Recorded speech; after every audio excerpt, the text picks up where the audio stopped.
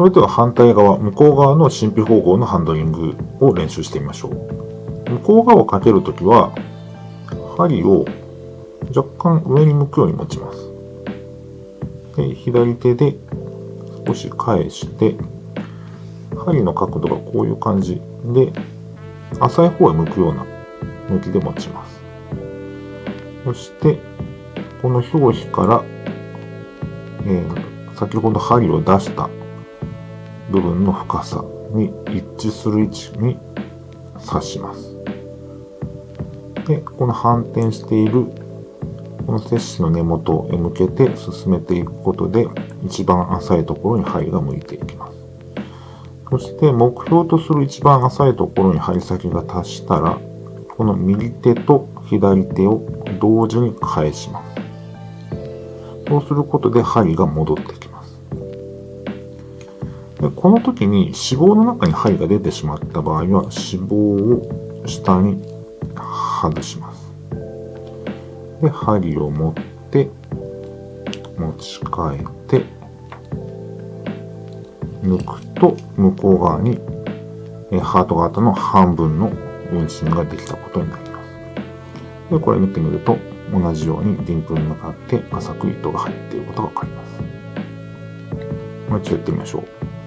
自信器普通こうやって持ってますので、それを90度回して人差し指を横に置きます。で、手を返すと針が上に向きます。で、左手で少し新婦を反転させて、針を少し上に向けた状態で刺します。で、一番浅いところまでいった針先がいったら、この右手と左手を同時に手首を返します。今極端にやると脂肪の中にこれだけ針が出てきてしまうので、この時に脂肪を取らないように、返す瞬間に針が出る直前にこの脂肪を下に避けながら回します。で、脂肪がなるべく取らないようにして針を抜きます。これで向こうの運針が完成しました。それでは実際に真皮縫合をやりながら糸結びまで解説したいと思います。なるべく奥の方から拾ってきて、浅いところに出します。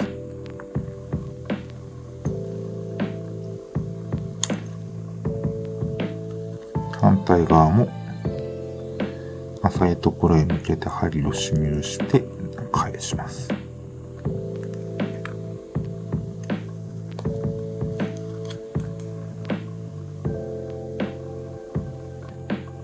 糸結びをするときに最初に同じ方向に引っ張ります。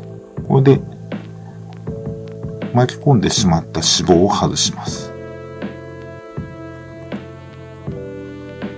順目で1回結びます。この時に糸を締める方向は傷と同じ方向で締めていきます。で、この時にこう締めた時にこっちの糸で結び目をこう持ち上げてしまう力がかかるので、これではループが実は最初になっていません。そこでこの持針器側の力を抜かないようにずっと引き続けながら、この糸を持ってる方の糸の手をこちら側に返します。その瞬間少し糸が緩むので、この持針器側の力を強めて引き込みます。で、その状態でもう一度手を戻すとロックがかかります。で、2回目は糸にテンションをかけないように送って結び目を完成させます。で、もう一度結んで結びを強化なものにします。で、これで完成です。